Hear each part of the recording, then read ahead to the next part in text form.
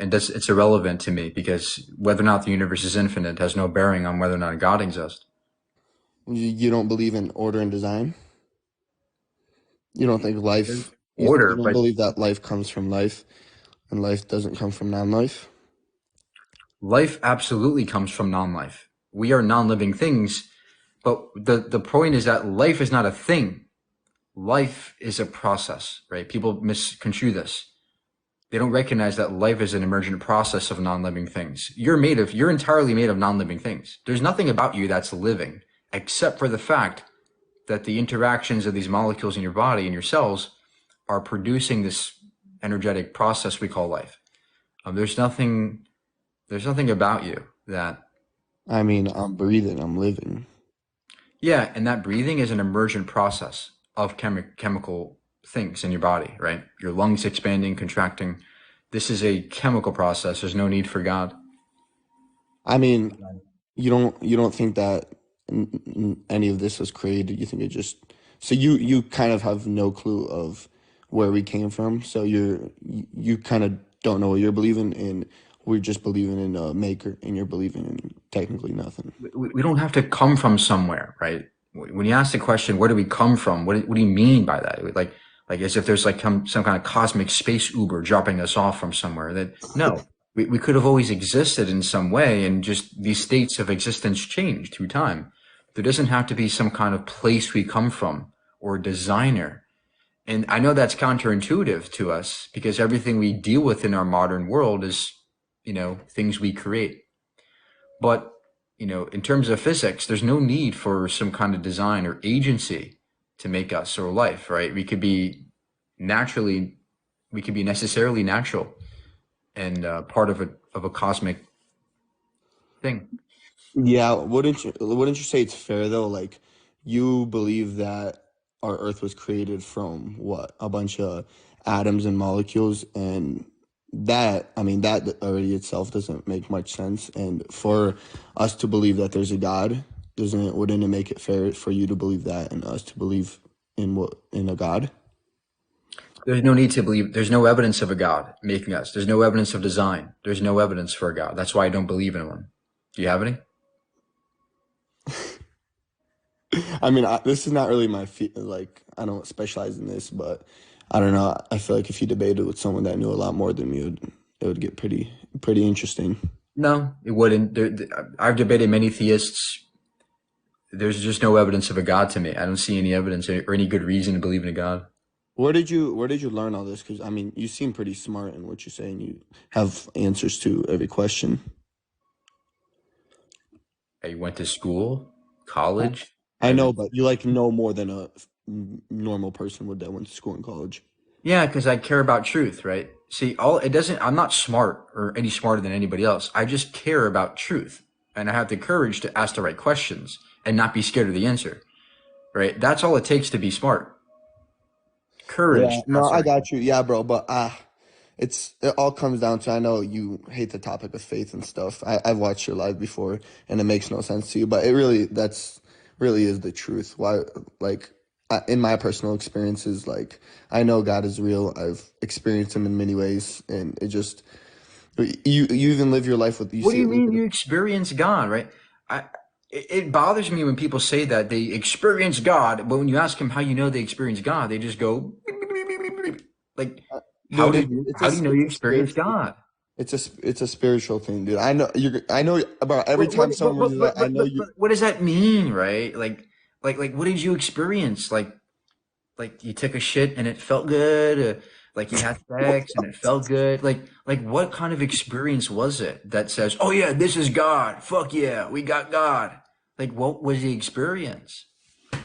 Yeah, I mean, I don't, dude. I'm not the person to argue with because I don't really. Okay. I'm not. I told you I'm not smart in this stuff, All but right. Have a good day. I took a nice shit today, guys. That was God. It felt great.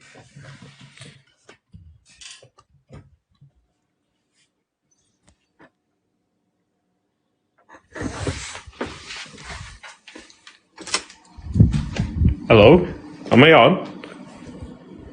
Yeah, sir. We're waiting for your Oh, response. I thought I was connecting. Oh, I didn't know. We're waiting. Uh, oh, that you was you that Christian that prayed for my grandma that's dead? So you fake prayed to her, so that wasn't a prayer. Hey, bro, like that she's dead, bro, and you're just Poor grandma.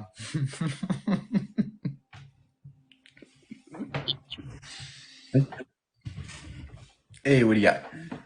Hey, Q&A. So are you asking me questions or am I asking you questions? Bro, you know what you don't know what a Q&A is? You Yeah, ask me question and questions. answer. Right? I'm asking are you asking me questions or do you want me to ask you questions? You ask me questions. Oh, okay. Yeah. So that was you on here the other day where you were being like a kind of a cartoony evangelist guy. I thought it was pretty funny. I am a theist myself, but I did find it like you did a good caricature. Yeah, why don't you I guess the question is what's your stance on veganism? That's the first thing I would ask. Yeah, I don't want to harm animals. I don't. I think that there's no difference, morally speaking, between us and animals that justifies killing them. Do you think there's no difference morally speaking at all, or like just not a good enough one? Yeah, there's no moral difference. What's Animals are sentient, they're conscious, they don't want to die, just like we do.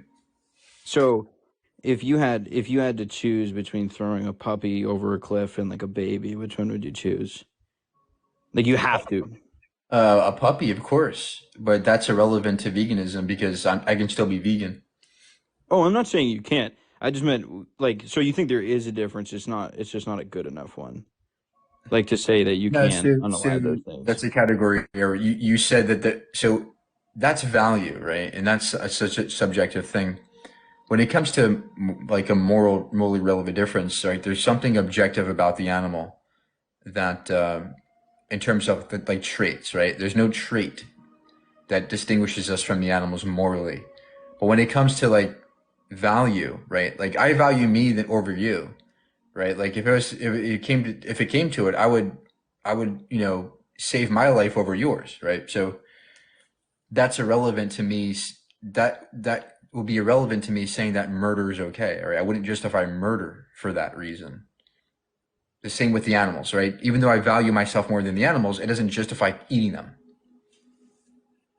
Justify eating them based off of what moral conclusion? That they are sentient and they don't want to die and don't have to die. Why is sentience morally valuable? Because it's an experience where we feel pain, and I think that my moral framework is based on the idea that pain is bad. So it's still a moral conclusion then. Yeah, I have a moral framework based on the fact that people don't want to die and don't have to die, just like the animals. Sure, I mean, people want all kinds of things. People have their own preferences. Animals have their own preferences. People want all kinds of things all the time. But in order to say certain things should be held in preference over other things, in order to make an argument like that, you'd have to say that there is something morally valuable about some things over other things, right? Like, let's say I want to assert my will over other people in a way that can harm them emotionally or physically. You'd still have to say that there is some type of moral framework to Yeah, assess that my yes. preferences My are my worse than framework yours. is very simple. I don't want to harm animals if I don't have to. That's it. What is so hard about this? Well, What I'm justifies not killing disagreeing with animals you, to you? but you can just say you think that it's wrong to harm animals, like from a Yes, moral that's what I standpoint. said from the beginning. So what justifies killing animals to you? Why do you get to torture animals? I'm not making an argument for or against veganism. I don't really have a standpoint on it. Okay, I'm great. just So what's your question? my question was understanding why you were talking about veganism. I mean, I do like eating steak because it tastes good, but I haven't really thought about it to be honest. I would be willing to have my mind changed if I was presented a good enough argument, to be honest with you. So that's why I was Yeah. asking you because you seem intelligent about the thing. But It's very simple. I don't want to harm animals because they don't have to die. That's it. yeah, I guess it's a good enough argument. I mean, but you do think that people are more morally valuable than animals, right? I think that we're more valuable, but morally, I think they're I would think that in certain circumstances, yes, you can make the case that we are more morally valuable. But in generally speaking, there's no difference morally. Well, that's a bit. See, now I'm confused. There is a moral difference, or there isn't a moral difference. Like we either are more morally valuable, or we're not, right? We are more morally valuable than the animals Okay, then yeah, I agree with that. in situations where it comes, when there's a certain outcome that has to be a certain decision that has to be made. But generally speaking, as all else equal, right? There's no moral difference. That's all. Okay, yeah. I mean, if we don't have to end the life of an animal, but if it was in that situation, you had to end one like an animal or a Yeah, human. then I would judge my options to go, wait a minute, which one is more valuable as a being, right? But I don't make that judgment when it comes to eating them, right? Because that's not necessary. The situation doesn't call for it. Yeah, okay, I see what you mean. Like you're saying if it's not necessarily, but if you were on an island and it was you and a bunch of feral hogs, would you unalive hogs to maintain your own existence? Yeah, of course. Okay, I didn't know. Some people draw a hard line there. They're like, I wouldn't do it. But this I is a wouldn't do it no matter what. this is literally like an irrelevant thing to veganism, right? Veganism is about the animals that don't have to die.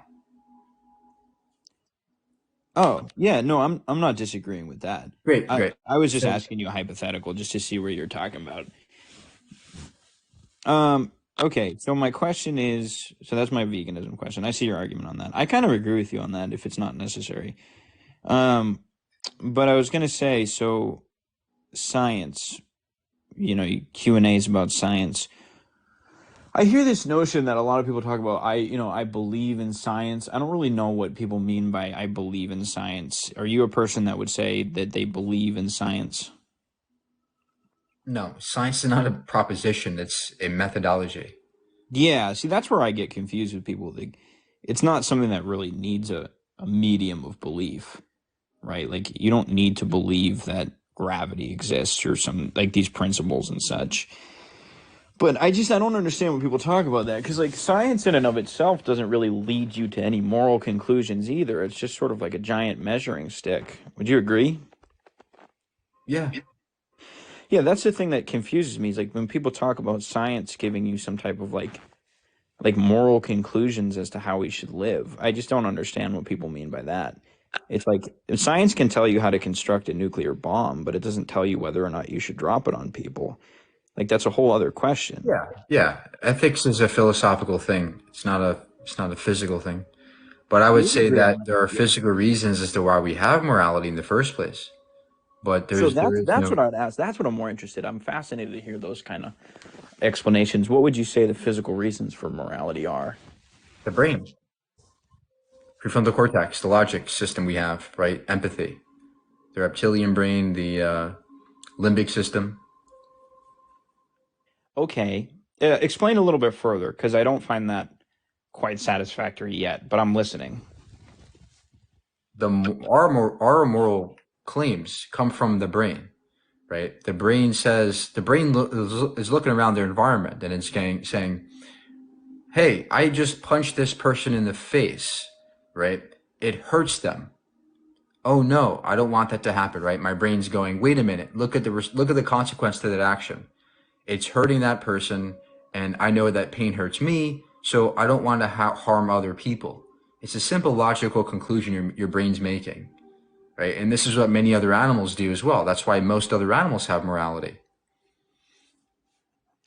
So, question, right? So, I actually my major in college was neuroscience, and I did study like how the functionality of the brain works. But there's a deeper philosophical question here, and I guess the way I'd pose it is when you say your brain makes that determination when you're looking at certain, options and you're looking at the moral consequences of your decisions, are you choosing between them or are you saying that your brain chooses for you to do different things? There's no difference between me and my brain. Well, here's I guess the way I would posit the difference. If you have an option where one of them is like punch that person in the face, right? And the other option is don't. Is that decision made by you as a human being saying, I am going to opt in for this option over the other of your own free, voluntary, rational accord? Or is that merely the determination of an amalgamation of biochemical and neurological processes that have Yeah, evolved over millions of years? everything we do is determined. There is no free will. It can't exist if you understand physics. But Okay, there we go. Yeah, but it has so no bearing on the fact that we still have we can still make moral decisions. They're just not freely made. if we're not making the decisions, We are. then we're We are not. making them. We are making decisions. They're just not free. There's a difference there, right? We can make decisions, but they're not freely made, right? We are just going through the motions, deciding things, but the decisions we're making are determined by the So, physical processes. but isn't that, and I don't mean to be disrespectful with this question. This is a genuine question. Do you see a contradiction in saying that we are making a decision and that the decision has already been made by the laws of physics? No, what's the problem with that? Because to say that you're making a decision is saying that you are, by your own agency, asserting your will over something. To say that it's all just atoms. Not necessarily. We can just say that decisions are determined. So, but who are they determined by? The laws of physics. So then you're not making the decision.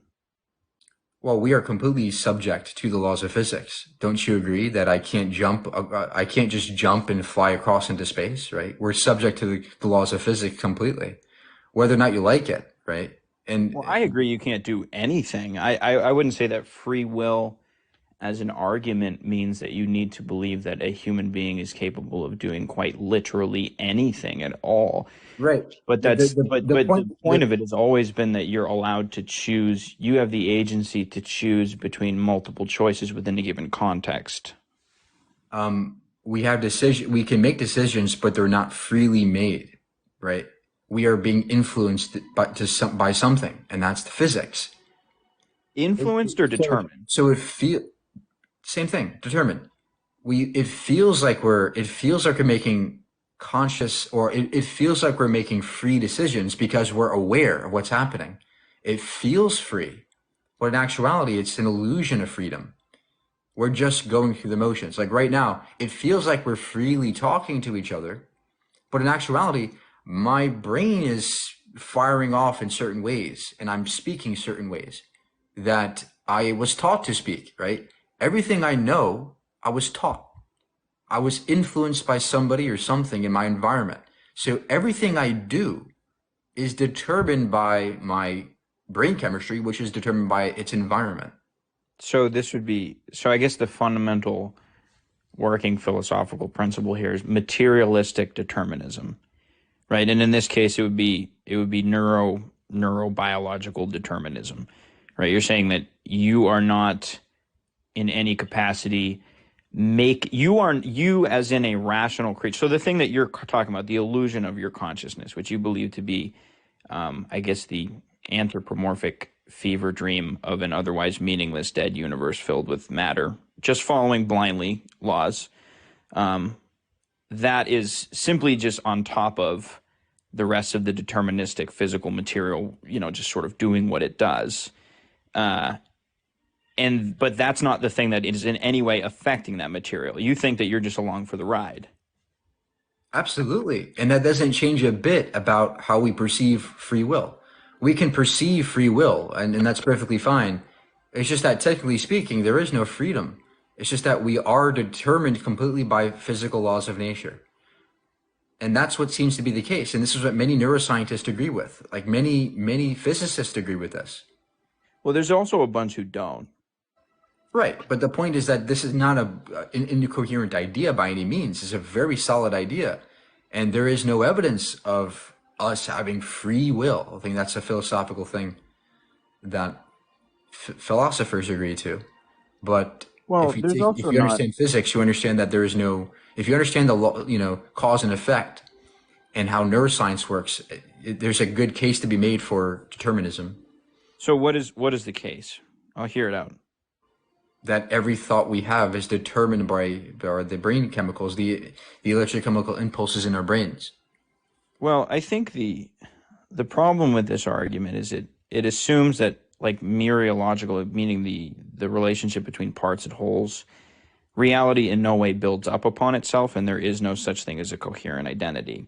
So you'll be looking at the constituent parts of your being interacting in a certain way, and you'll be assuming that that is the thing that causes the whole, and the whole is merely an illusion.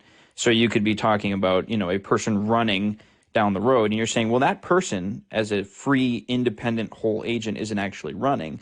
That's actually just a composite of their arms swinging, their heart pumping, their brain chemistry working, their Yeah, limb yeah. flailing. Just, I guess the conclusion of that is, how can you have a holistic, real, independent, intentional, and directed phenomenological experience for something that you believe ultimately to reduce down to strings blindly following causal material forces? Well, Where does that come from? why do you need that intentional state? Well, because you're living it right now. I know you are. You're talking to me. No, it feels like we are, but it's we're not, right? But how are you having that entire cohesive experience? How? Through the laws of physics. The laws of physics, physical material has allowed you to have a phenomenological experience. Yep. Okay, which atom is your consciousness?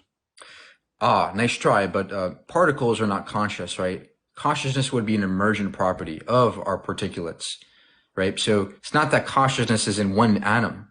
It's that atoms, when interacting in certain ways and forming synapses and form neurons, can yield this emergent sense of consciousness. And that's what consciousness is. It's the sum total of all these interactions going on in your body. It's the sum total of all these interactions going on. Okay. Yep. Have they proven that that's the case scientifically? Well, again, nothing in science is proven, but there's evidence for this in neuroscience, yeah. There's evidence. What's the evidence? It's called bioelectricity. There's many studies on this. We know that consciousness seems to come from the reticular formation in the brain, the brainstem, for example. There's no need for, at least there's no need for a magic supernatural thing to make consciousness happen. So I guess magical supernatural thing.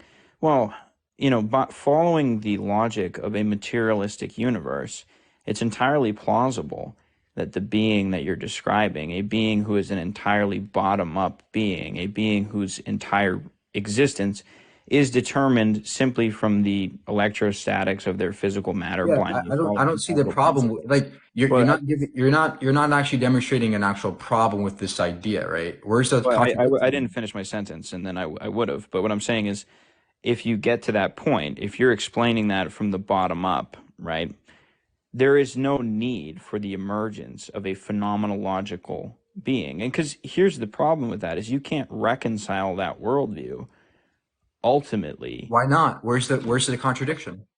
Because there in no way can you're saying that there is a qualitative jump somewhere from basically what is a quantum field of potential material into an experience. How? Physics. I just explained this to you. Electrochemistry. Just because you don't understand the science behind it doesn't mean God did it. So, well, I do understand the science. I have a degree in neuroscience. If you did, then you'd recognize that you don't need a God to explain consciousness. We can explain consciousness purely through these electrochemical interactions. You don't need magic. You don't need supernatural. You don't need God. When did I say any of those things? Well, it seems to be that your argument implies that there has to be something beyond the physical world. Let me ask you something, right? So you like truth, right? You care about truth. Can you answer the question, why does there have to be something beyond the physical?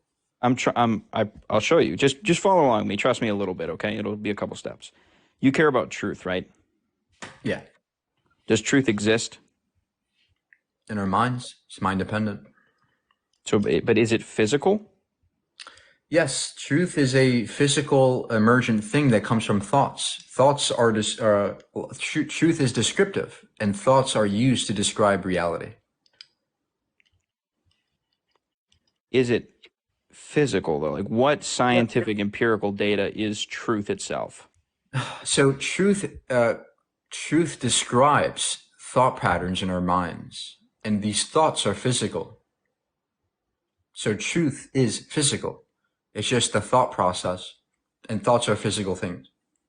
But so when you're looking at evidence for what you're saying, the standard that you're applying to it, for example, you need a certain threshold of logical rationality for you to believe that something is in and of itself true. That is not Yeah. physical, is it? Yeah, it is. Everything is physical, right? Again, truth are thoughts that describe reality. That's it. It's a language, right? Truth is just a way we describe things, right? What corresponds to reality. So when you said everything is physical, is that physical? Like that's still true, right? That's not physical. What? You said everything is physical. You're saying that it's true Yeah, that everything is physical, yes. So that thought in and of itself, that concept, that's a physical thing. Yes, thoughts are physical things in the mind. Where? What atom is the concept? So thoughts are just electrochemical impulses, right, in the form of waves, electrons. Yeah, I just don't know how you get that leap, dude. That's a pretty Wait, what do you mean it's a leap? It's a fact of reality. It's a known fact that thoughts are electrochemical. I mean, we can take a look at things like the fMRI machines. We can observe thoughts in the brain. We can measure brain waves. Those are thoughts. We can look at synapses. We can look at thoughts forming in the brain. But the electrochemical synapses, the physical matter there, right? I guess you're addressing the hard problem of consciousness, right? I guess that's the best way to put it. Mind-body duality. The problem is when you look at your own experience, your human experience from a phenomenological perspective, the fact that it's unified, the fact that you can direct it towards things, the fact that it's ultimately infinitely proximal towards you, the actual way that you experience reality as a human being does not in any way coincide with an explanation that ultimately reduces down to electricity and, strings. Why not? What's so hard about that? Because in no way could those things align in a physical manner to produce something that is not physical. That's begging the question, right? You're just begging the question of a non-physical when I just explained to you that there is a mechanism that allows us to understand the emergence of consciousness purely physically. No, there's never not. have to invoke magic or supernatural. But there's not a physical explanation. Yes, there is. It's called neuroscience. It's called neurochemistry. Yeah, Mike, I have a degree in neuroscience. There's not an explanation. Okay, I don't care if you have a degree in neuroscience. The point is that there's tons of evidence and data that demonstrates thoughts are physical phenomena, and that consciousness is likely a physical phenomenon. I'm open to the idea that consciousness is somehow supernatural, but you have no evidence of that at all. Well, here's the thing though, there's a sense in which your physical body like symbolizes or hosts the conscious principle of your thoughts and of your being, but to reduce it down purely physically to your body and to say that there is nothing on top of that would be to ignore the actual conscious experience you're having. How? Give that logic. Give the syllogism. Because it's entirely possible that a simply biologically determined being could walk around without any consciousness on top of that. In your paradigm, the consciousness is an extra. Why would it exist? What does its function have? The function is to survive better, right? Consciousness emerged in animals because it helped us survive and understand our surroundings better. But you're saying it plays no actual role. It's simply a cherry on top. You said all of it's determined. I never said that. I just told you consciousness helped us survive. It allowed us to understand our surroundings, where food sources were, where predators are. That is evidence that consciousness is something vital for evolution. And And theism offers no explanatory power over naturalism in this regard. Well, I'm not talking about theism. I haven't brought up God at all. Great. What I So was saying what's the is, quarrel here? What is the contention here with this notion that consciousness is physical? Why? Where's the contradiction in a physicalistic universe? I guess, so if you were going to say consciousness is physical, right? Anything else that you say is physical, you can point to something physical and say that's what it is. So a chair is physical, you can point to a chair, it's made of atoms. What physical thing is consciousness? So consciousness is not one thing. Again, it's an emergence of the sum total of the interactions in your brain and your nervous system. So it would be above, I guess, the natural in a sense. No. What is so hard to comprehend, right? Like life. Life is not an object. Life is an emergent process of non-life, right? Your body is not alive because it's made of DNA. Your body's alive because of the interactions, the emergent phenomenon of all the interactions of your, the chemical reactions in your body. That is living. The same thing. There's no one atom in your body or one molecule that's alive. DNA is not alive. It's not a living thing. It's just a molecule. But what makes you alive is the sum total of all those interactions. The same with consciousness. There is no one molecule of consciousness. But consciousness is the emergence of all these phenomena working together and yielding this experience. Okay, so I guess then in that case you couldn't, yeah, I agree you can't reduce it down simply to the most basic processes. There is an extent to which there is a whole identity there. And that whole is different than simply the reductionary material. But that's not, I don't think, exactly what you said at the beginning, to be honest. We can reduce consciousness to subatomic particles, but it's not that consciousness is inside of an atom. It's just that atoms have the properties that, when configured in certain ways together, yield the experience of consciousness. Just much like water, right? Two hydrogen atoms and an oxygen atom, they don't have the quality of water. They don't have the property of water. But when combined and when interacting in certain ways, they yield water, right? Water is an emergent thing. Same with life and consciousness. It's the same process. It's purely physical. You don't need a supernatural. So, but I guess maybe this is a definitional disagreement, but the way I'm hearing it, it still doesn't sound like you're describing something physical. It sounds like you're describing the way that things interact with each other and hold some type of meaning, or there is an identity to the whole which is not reducible down to the constituent parts. But that's not the same thing as saying it is purely physical. Why not? Why can't there be a purely physical phenomenon that describes consciousness? Because there has to be a reality of the whole in that situation. Even when you describe an emergent property, if you're going to talk about an emergent property, I mean, you can argue it starts from the bottom up, sure, but there has to be some like, and I agree, like that's a more tenable argument in a way. But if you argue that it's existing from the bottom up in sort of a hierarchical pyramid way, even to say that something is an emergent property, you have to admit that there is something like to emerge means to come out of, which means to be above something, to come out from. Yeah. So what people mean by supernatural in a way. Yeah. So when I say emergent, I mean that there are properties about a specific particle or atom that is not necessarily equivalent to consciousness, but it has properties that allow for consciousness. And these properties, I agree with you that we don't fully understand. We don't fully understand everything about consciousness. But the point is that you don't have an argument here just because you can't pinpoint the physical phenomenon that explains it. Just because you think there's a problem with consciousness or that there's a gap in our knowledge doesn't mean that there's more credence to theism. It means that we have a lot more learning to do. I agree we have more learning to do. It's just at a certain point, right? I think when it comes to the materialistic explanation of the world, you hit a limit, right? At a certain point, when you look around at it as a human being, well, hear me out before, you're a smart dude, and I wouldn't waste your time by trying to do some type of polemics. I'm not going to sit here and have like a rhetorical boxing match with you.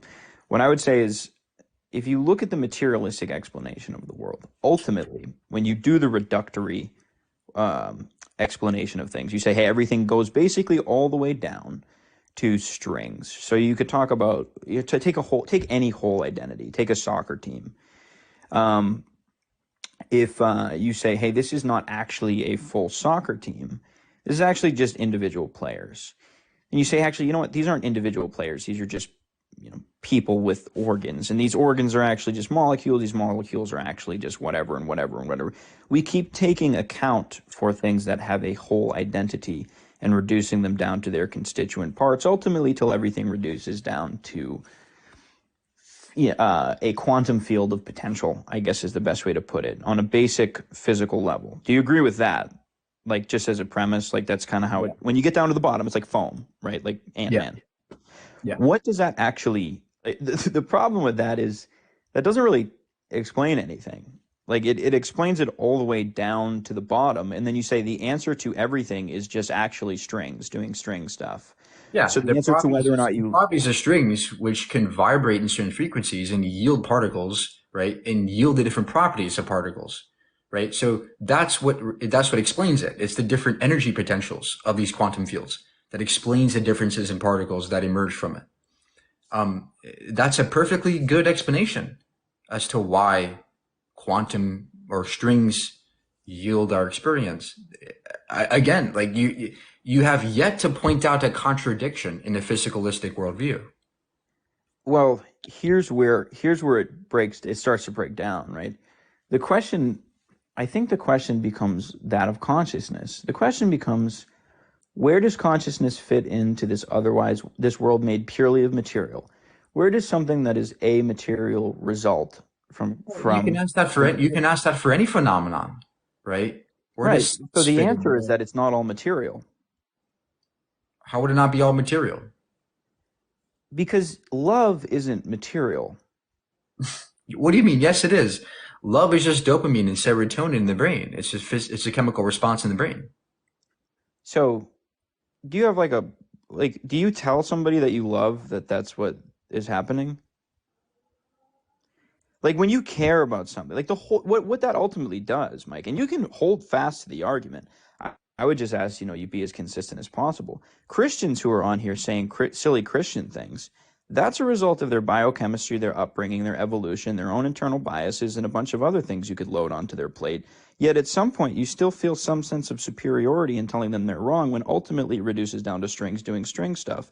In no way should you feel more superior than them because your strings happen to align in a different way to produce different words coming out of your mouth, none of which you actually control. None of that actually makes sense for you to feel any sense of superiority over anybody else in that sense. When did I ever say I was superior? Well, I think you think that you're smarter than people, right? Of course you do. When did I ever say that? Because you think you're more right than other people. What I would say is just make sure that you... When did I say that?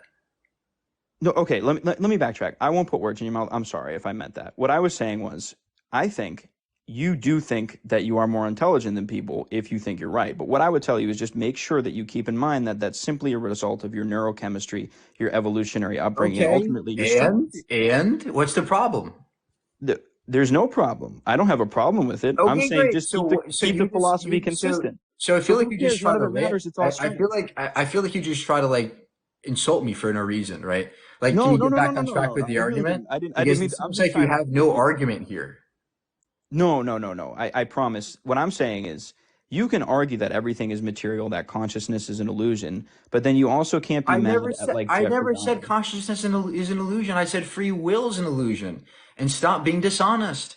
Okay, then maybe I misspoke there. But here's what I'm talking about.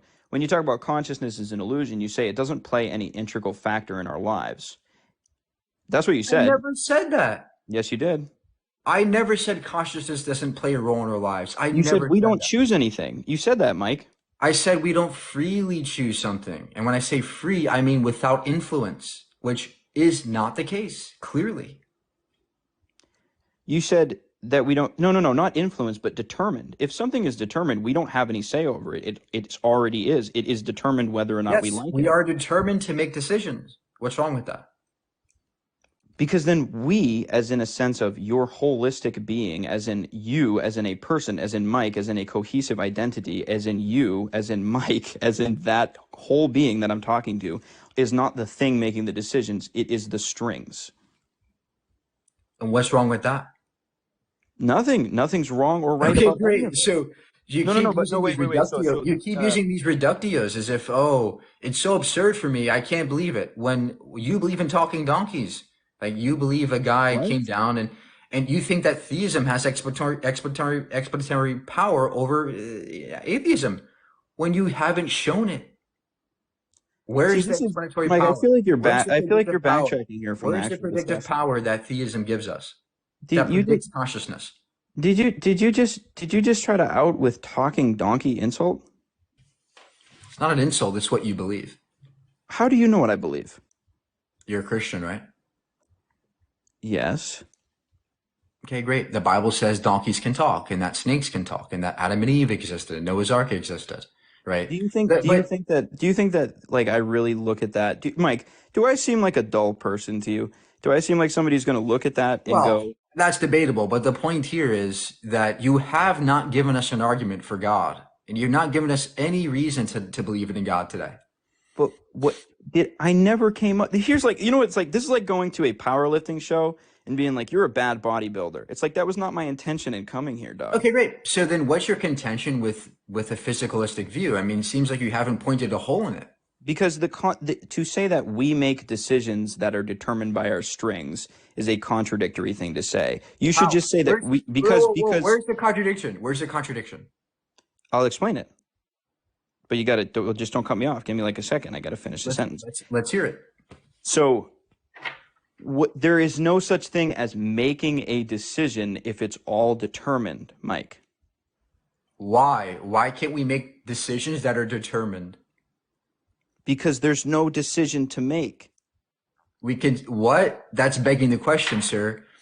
Why can't we make decisions that are determined to be made by the laws of physics? Because to make a decision is to choose between options, both of which have the potential of being chosen. However, the choices we make are, why can't our choices be determined? Because then they're not choices. What do you mean? Define choice to me then? A choice is when you, the agent, affect one thing happening over the other. So if you say, I want to choose between chocolate, and let me give you an example to say that could be determined. I could be determined to choose the chocolate over the vanilla. Then you're not choosing it, Mike. Yes, you are. You're still choosing it. It's just not a free choice. That's why you're confused here, right? When I say choice, I don't mean freely made. I mean with influence. A free choice is one without influence. But here's the thing, like, why use the word choice then? Because that's the reality of what's happening. We are making choices that are determined by our brain chemistry. Yeah, see, the hang up I have still here is the idea of so let me explain it to you this way. Here's where I'm differing from you. And I guess maybe to be honest, it might be a definitional disagreement in the sense of the way we're using the word choice. But when I'm talking about choice, I'm saying you go to an ice cream stand and you have the possibility, like both of these two things exist in potentiality. You could either have chocolate or you could either have vanilla, right? When you're talking about choice, to choose something is to say, I would like to have this thing instead of this thing. And the thing that makes you grab the vanilla over the chocolate is your own willingness. It's your will, right, to do that. Yeah, that's the way that choice is typically described. But when you're saying and my will is determined by my brain chemistry, by my body. Right. So there was never really a choice to begin with. There was the illusion of choice, maybe. But what I'm saying is there is the illusion of future. Real quick. Real quick. Yes. Listen. All right. All right. Go ahead. Again, our choices, things that I decide to do, right, are influenced clearly by our brains or external factors. The point is that I disagree with free choice in the sense that there is no restraints right, that I have total freedom over my actions, that I disagree with. What I don't disagree with is the fact that we have brains that determine how we behave. And in given situations where there are two things on the table, chocolate and vanilla ice cream, my brain is telling me, oh, I like vanilla. So my brain is saying, okay, choose the vanilla, and my body follows with that action because of my chemistry. So in that Right. sense, I chose the vanilla out of my determined laws of physics. The choice was made. It wasn't a free choice, but it was still a choice. Yeah, I guess, I mean, in that case, though, so does gravity, does a rock choose to fall off a cliff? No, because a choice implies an agent. Right. But if that agent is fully determined by the laws by which it is governed, then it's not really choosing to do so. It's just doing what it necessarily has to do. That's the Oh case. my gosh, I just explained this to you. We are deciding things based on our influences. But It's influence not a and free determine. choice. So if I were to influence you, if I were to nag at your coattails to tell you, hey, let's go over here, hey, let's go over here, hey, let's go over here, that's the difference than me saying. That's the difference between me influencing you to do something and saying that you necessarily must do it. So determined is saying that there is no possibility for it to have happened any other way. No, I would say Determined. that. If you're determined to do something, is there a possibility of changing your mind? Oh no, I would say that no, you're determined to do some outcome. But the situation you just gave me is a disanalogous, because in the situation you gave me, you're still telling me what to do, influencing my decisions, thereby determining me to do it, right? Every external factor around me, including people, are determining me to make my decisions. Do you agree? I could say people are influencing you. Well, here's the difference. They're Here's the key going, yes, distinction. they're influencing me, hence altogether, collectively, determining me. Well, I'm going with your argument, Mike. Your argument, in essence, and just tell me if I'm wrong. And I don't want to misrepresent you because I've enjoyed talking to you, and I do like this. I would like to be back at some point. I don't want any bad blood or to like get it all heated. But what I would say is your argument, the way I'm understanding it, and you can tell me if I'm wrong, is that the amalgamation of physical material and the laws of physics, the laws of matter in and of themselves, are the thing that is going to determine what choice you make. Right. So that is essentially, and even though it's more complicated, that is just as determined as whether or not an apple will fall from a tree and hit the ground the same way gravity does. Yeah. Yeah. So it's not a choice. An apple doesn't choose to hit the ground, and you don't choose to get vanilla. It's just what it is. The difference is that the apple has no brain, right? So when we invoke the word agency, we typically mean a brain or a mind, right? An apple doesn't have a mind, a human does. That's the only difference.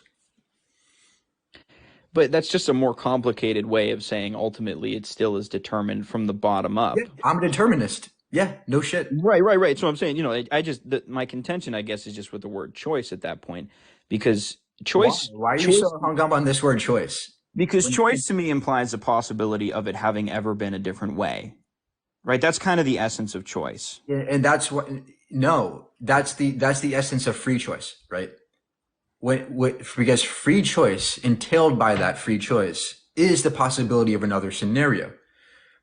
But when it comes to choice on its own, no, there can be determined outcome for choices. Well, I guess in this situation, you're using choice almost analogously to just thing that an agent does, right? A thing that they use their conscious to do. Yes, their But brains to do. so are they using their brains, or are their brains doing it with or They without are their own determined support? to use their brains. I am determined to use my brain too. I'm thinking very hard here. What I would say is, come on, give me a giggle, right? Come on, we can have fun, right? No, I would say they are determined that there's a difference between saying they are using their brains, because they are using their brains implies some cohesive agency to the whole. That's, you say, hey, use your brain, kid. You're saying, hey, you will yourself to use your mental faculties better. But there's a difference between saying that and saying that their brain has determined this outcome in and of itself. right? That's what it's saying. When you believe it's entirely deterministic from the bottom up, physical laws, atoms doing atom stuff, you don't believe that there is any cohesive whole that can have an effect on the brain itself. The brain is just doing what it's going to do anyway, according to its Yeah, laws. invoking a whole is completely irrelevant to me. But isn't your consciousness a whole thing? Isn't it in no way just like No. you don't experience like right now a sort of undeniable Well, we wholeness? can conceptualize it as a whole thing, but it doesn't make it physically so. Right, but I'm saying I don't believe the world is entirely physical. I don't like in the sense that even truth in and of itself is not a physical thing, right? I think truth is a concept, truth is an idea. There are Yeah, and identities, concepts are physical. Concepts are physical. concepts are physical. Yeah, brain states, thoughts So are physical. is the idea that concepts are physical also physical? Yeah, thoughts are physical. All thoughts are physical. Yeah, I just even that one is physical. Like what I'm saying is, so Yeah, how do I? So yeah. how What's do the I? problem with that? What's the problem with that? The problem with that is, I just let me think about it. A thought is physical. A thought is physical. No, the physical's physical. The thought is not in and of itself physical. You can say that you can explain it away as being physical. Do you agree that thoughts are electrochemical impulses? Not wholly, because here's what I'll tell you, right? You're speaking words that you believe have meaning, right? But to reduce them down to physical constituents is to take away their meaning. You know what it is like? I'll give you an example, No, right? not at all. So do you believe when you read a book, right? You're understanding the words on the page as having meaning, significance. Yeah, But but what it's I not would say subjective. It's all subjective. is that subjective too. Yeah, So then why are you telling me like it's right? because logically speaking, we can compare and contrast our logics and realize that if there is a desired outcome for what is logically coherent, we can analyze the two and compare and contrast. That's all. That's how logic works. Syllogisms. And if one of them is contradictory or entails a logical contradiction, we know it's false, right? Right. So That's that's how objective. logic That's works. objectively true. But that's not what I'm talking about. I'm talking about Logic is definitionally analytically true. yes. But I was talking about okay. Let's say the thing What's you're the like. problem with that? Let's say the thing you're reading is a. Let's say the thing you're reading is a logical syllogism. Like just read any word. Like let's say you're reading a scientific article, or Astronomy Digest, whatever, man, some scientific shit. If you're going ahead and you're reading that, right, you're looking at the words on the page, right, and you're saying, well, I'm going to look at these symbols, right, these symbols which are physical in nature. It's actually just ink on a paper. And you're saying, well, these words, let's say it says space is big. You look at that word, the physical constituents of that word, and that implants a thought in your brain. That thought is not simply the ink on the paper. It's also not simply the neurotransmitters in your head. You are going, oh, space. I know what space is. You know what space is. You know what is means, and you know what Yeah. big is. But And to say that, like for example, the words, right? Here's where you're missing it. Is I think you're saying that it's simply ink on a paper, or it's simply neurotransmitters in your head. It's like no, that's the how it's constructed, how it's embodied, how it's symbolized, but that's not its meaning, and that's not its significance. Otherwise, yeah, you would naturally so just say that words are just ink on paper, but you know that words mean something, Mike. they mean something to our minds, right? When I look at a piece of paper and I see words on the scribbles on a piece of paper, my brain is performing a series of calculations, a cascade of calculations. I'm looking at the squiggly lines, and my prefrontal cortex is taking in this information and assembling a series of thoughts that form coherent statements. And that's how logic works. And then those representations of those symbols represent something in my mind, right? My memory works, and I go, wait, space, that correlates to something I learned before, the outside world. And that's how it works. Completely determined, being able to look at a piece of paper, and that meaning emerges from that process. The meaning comes from our experiences and how we perceive things. Completely subjective. But Mike, you don't think that your explanation that you just gave me is completely subjective. You think that that's true whether or not I believe it also. That's why you're trying to Because convince me truth of it. is what corresponds to reality. And it seems to me that Then it's not what I just subjective. described corresponds to reality. Because we can verify reality, we can test reality. That's how we know things are true. But truth Right. does not equate to absolute knowledge, right? I can't be absolute. I don't have epistemic access to absolutes. But this knowledge that you're talking about, Mike, this knowledge, you're using rational principles. You're using your ability to deduce things. You're using things that are not physical. Deduction is not physical. Where is Again, deduction yes, it physical? is. Because deduction is a thought process and thoughts are physical. But so think about it like this, right? When you reduce something down, there's an existence of these things that are not simply reducible or explainable by the deterministic physical constituents that represent them or embody them. The thing where people mix it up is saying like supernatural is something, ethereal or otherworldly, or it's, I guess, like physical, but just exists on top of it. I don't even know what people are talking about. But these abstract concepts, these platonic ideals, these heavenly bodies, whatever you want to call them, they're very easily understandable when you think about it in terms of a word in a book. Whenever something I say you don't like, you go, well, actually, the words you're using right now are just ink on a paper, or they're actually just sound waves in the air traveling over the internet. You can reduce it down to the simple physical constituents of it while taking away the meaning, but then you'll do so using meaning, using words that you want everyone to understand have some type of whole and have some meaning to them that are not reducible down to their physical constituents. Because if they were, then you would say, well, it's just strings at that point anyway, and it's meaningless. But you don't think that what you're saying is Yeah, meaningless or meaning, devoid of truth. again, meaning, there is no meaning to anything inherently or intrinsically. Do you mean it? Meaning emerges from our minds. That's it. It's our experiences that yield meaning. You But don't need, Mike, when you there's said no, meaning emerges from our minds, right? You don't think that the truth of that is something that is simply contingent on your mind. You think that you know that yes, it and that's is. true for Truth is everybody else. contingent on minds. Truth is contingent on minds. Oh, no, no, no. Hold on. Time out real quick. You're saying that there is no meaning. Meaning is play any integral factor in our lives.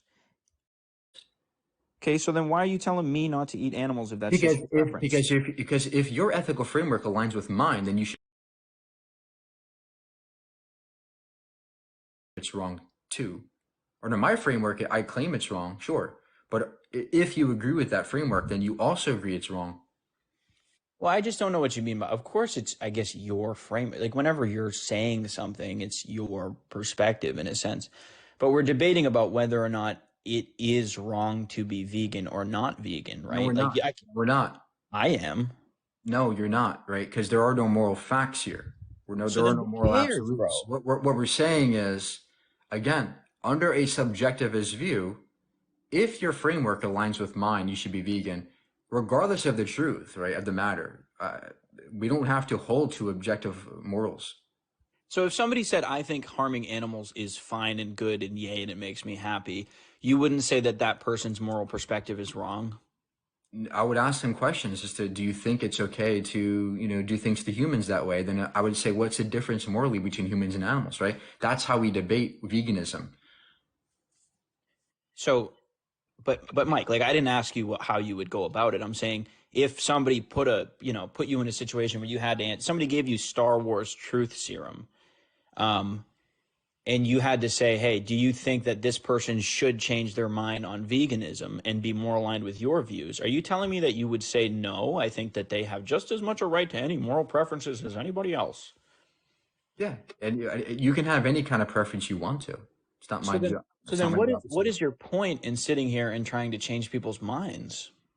Because if you agree, many people who are not vegan are not exposed to the facts of what happens to animals, right? So they're not aware. Just like I wasn't vegan at one time because I wasn't aware of what happens to the animals. So if I can make them aware of what's happening to the animals, I can convince people based on the fact that their own moral framework already agrees with me. But if I can ask them questions and interrogate them a bit, I can make them understand that veganism is actually the better thing to do under their own framework. No debating, no argument I have to posit. But even in doing so, you still have to some degree, think that it's better for a person's moral framework to at least be internally consistent than contradictory. Why? Sure, that's still a subjective thing that the interlocutor can also agree to, and would have to. So, for example, if ultimately moral preferences don't have any grounding in an objective moral reality in the world, and they are just are ultimately reduced down to our own subjective preferences, in that situation, right? Then why are we talking about right or wrong? Shouldn't we just be saying what we like? Yeah, they're synonymous, right? As a subjectivist, they're synonymous. Okay, so if somebody enjoys insert horrendous act, I'm not going to sit here and be like theatrical. If somebody enjoys that, right? What argument do you have to behoove them to stop doing it, or to tell them that that is somehow out of there's no argument. That's what subjectivism means. You know So what there that is you know no what argument. subjectivism means? Of course, I know what subjectivism Okay, means. great. So then you realize that as a subjectivist, I'm not there's no moral facts about reality, which means that they're all preference based opinions. Right. So I just prefer to eat steak, and that's it. Okay, but the problem is that I can further interrogate you and ask you questions that might, shine some light on things that you might agree with me about, and then change your mind that way. Sure, but what if I just still like steak anyway? Like, Okay. what if I Well, just enjoy? it's like, yeah, What if, you're right. If I were to go to Jeffrey Dahmer and say, stop killing people, he's not going to listen to me, right? It's like going up to Hitler and saying, stop killing people. Like, he's not going to listen to me. There is no argument I can make that would change Jeffrey Dahmer's mind or change some psychopath's mind. but do The you think mind that you Jeffrey have, Dahmer's actions are wrong, independent of your own preferences? no, Okay, so you just prefer that people don't get murdered, right, like just like the same way you prefer chocolate over vanilla. right. Okay, so when you say something's but you wouldn't say, you know, I think it's wrong if somebody likes chocolate, right? You would just say somebody likes chocolate, I like vanilla, somebody likes murdering, I don't like murdering. So why would you even use the word wrong there? Because wrong is a synonymous with preference, right? If you say you prefer to eat steak, but I can show you that animals are being harmed, and you don't prefer to harm animals, and you prefer animals' lives over your taste buds, then you should be vegan, right? That's literally how these things work. That's how it works. But who cares though? Like if ultimately it's We do. subjective, We do. like We care. Humans do. We care.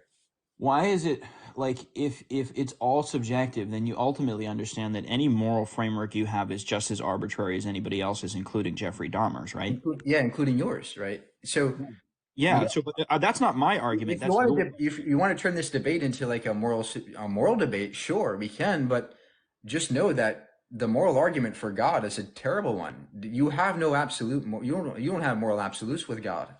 Okay, I still believe in objective morality. Let's get that off the table and talk about what we're talking Okay. about. No Okay. theist out. We can talk How do about you, theism another time, but that's not what I wanted to talk about. I right. would So what do you want to debate here then? Like what's your contention? Well, I'm saying it doesn't make sense to say something is wrong. Like when you're talking about something being Well, wrong. yes, it does. No, I just explained this to you. no, Did you no, listen? I just explained this to you. Mike, I'm a very careful listener. I think. Come on, man. Yeah, Like I'm but not that yeah, daft. I but know you don't have you to didn't. ask me that thing. But Let you me didn't just quite finish my point real understand. You quick. didn't quite understand what I just told you, right? No, I I did. told you I did. something very I did simple. understand. You're saying it's synonymous with preference. What I'm saying is in Yes. preference. Yeah, no. So I did listen. So hold on. Preference. When we're talking about preferences in every other context, we're talking about.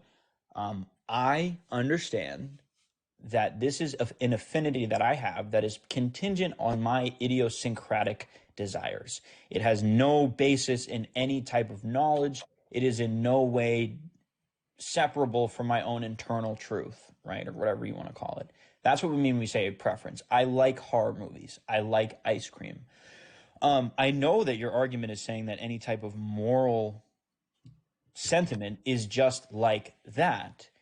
What I'm saying is, in that case, why would you use the word wrong in that situation? Whereas in the other situation, you wouldn't say somebody is wrong for liking chocolate ice cream just because it doesn't merely happen to align with your preferences. Because morality is different than tasting food. There's a difference, right? Ethics is different than tasting food. But you're Ethic, saying it's the ethic, same, Mike. it's not the same, right? Ethics means that you consider the consequences to your actions to others, whereas eating chocolate doesn't. Right, but what I'm saying is your argument is that fundamentally what you feel or think about the proper actions towards yourself or others is entirely just like the ice cream preference. So, No, it's yeah, not just you are like ice cream saying. preference. You're There's, saying di- it there's reduces different. down to preferences and it's entirely subjective too. I agree that they're similar in preference, but the difference is that when it comes to ice cream, it's not, I do not consider in that endeavor the consequences to my actions, right? When it comes to morality or ethics, I do consider the consequences to my actions, right? It's the kind of altruism going on, right? I care for others. That's the difference between morality and ice cream. Right, but what I'm saying, Mike, is we're not talking about how you feel. We're talking about your ethical framework that you're saying. I know you care about other people. I'm not questioning that you do or do not care about other people. I'm saying that if you fundamentally believe that whether or not a person cares about other people, whether or not they, I guess, take into their being and accept and live by any moral or ethical framework whatsoever, whether it be yours, mine, Schindler's, Jeffrey Dahmer's, or Buddha, in that case, it is all equally arbitrary, just like whether or not they like certain Yeah, types of so is ice your cream. morality. Everybody's morality is arbitrary. So then, who cares if Christians come on here and say a bunch of ridiculous shit? I care and other people care. That's enough. Yeah, but it's arbitrary. You just said it. Why does it matter if it's arbitrary when I care, when we care subjectively as a society and as a people? So then it just becomes a matter of who can care the loudest and the hardest and enforce their views on Yeah, other people. that's So what you think, that's what makes change happen, right? When people stand up for people's rights. That's what stops slavery. rights? Yeah. What do you mean rights, Mike? You just said it was all arbitrary. Inherent rights that we give people because of our ethics and our understanding that people deserve to be free and happy. Whose ethics? The people who decide what those ethics are? Yeah, we do. So, so, We are the authors of morality and laws, aren't we? so then if we decided that chattel slavery was good in 2 days, it would be good? No. See, there's a Why? difference between an entire society collectively doing this and individual people doing it. If I was in a society, I would think it would be wrong, right? I never said society dictates morality. What I said was that people with minds can argue about these things. We can discuss which should be morally best. Right? So you cannot make this analogy, right, with societal norms and between societal norms and ethics. So let's boil it down to a simple hypothetical. Let's say you and I are in a room, right? And we both have different moral frameworks. According to you, they're both equally arbitrary and nonsensical to begin with because neither of them are any more right than the other. So that's Oh, ultimately that's incorrect. I can subjectively assess if something's more wrong or not based on my subjective preferences. but if without an objective standard, then my subjective preference is just as good as yours because there's no third party independent thing that would make yours any more true. No, I still have a standard. It's called my preference. I Yeah, can you're make a saying standard. it's so why is yours any more right than mine? I never said it's more right objectively, but it's more right to me. Okay, of course it's more right to you according to that, but that Yeah, doesn't. and But that's Mike, all you that's need. not what That's right all you means. need for morality. No, that's not what right means, though. Right means in Yes, it accordance with is. standard. So if you're Right right, needs preference. so Mike, if Again, you're, I just explained this to you. Right but it doesn't means make sense. stop. Okay, Right means what I prefer. Wrong means what I don't prefer. That's it. That's all you need for morality. And the standard I use is my own preferences in my own mind, right? When I say preference, I don't just mean, oh, I like it on a whim. It means I consider the consequences to my actions. I utilize my empathy, my reasoning, and I recognize that other people might be harmed from these actions. And this is all included, bundled into my preference when it comes to ethics. right. But Mike, you're I don't fundamental. I need God understand. for that. I don't need an objective I standard know, for I that. know. Don't flail. I don't talk about God. I know you're trying to say God's silly. I get it. What I'm saying is, if you think that your preference in no way accords with any standard more than anybody else's, right? Just bear with me for a second. then to say it's right is silly, because I to be never, right, that's a straw man. I never said it's objectively right. I said it's subjectively right, and there's a vast difference. yeah, but of course it's subjectively right. Yes. Like, So because stop. That's all you need. You can but stop there. You can no, stop there. no, You I don't don't have have to, to see, you because keep this is trying where to it falls infiltrate apart. this argument with objectivity when it's not required. Why? So Why let did me you ask you this, Mike. stop at subjectivism? Why do you need an objective standard? Why? Okay, well, here's what I'm saying. Okay, I'll give you an example. I take right and wrong, like I guess ought, as an axiom and a first principle. So I take the same way you might take truth as a first principle. So you can't prove that something is true past a certain point. You cannot continue to prove that something is true because it's true because it's true because it's true because it's true because it's true, blah, blah, blah, blah. You can continue to go down a line of absurdity with that line of questioning. But you can, once you accept that something is true, you can begin to figure out what's true. So you go into an intellectual debate. You go, what is true? And then you do a little bit of digging, and then you get to the end, and you go, that's true. You go from the beginning to the end in a circle, first principle, with the first principle as the thing that you're looking for. When it comes to wrong, you have to accept right and wrong, good and evil, as a first principle in that sense. The Yeah. reason that I'm saying so I'm just saying I do that personally. I also think that it's true, though, regardless of whether or not you do it, and I'll give you the reason. So you and I are sitting in a room, Mike.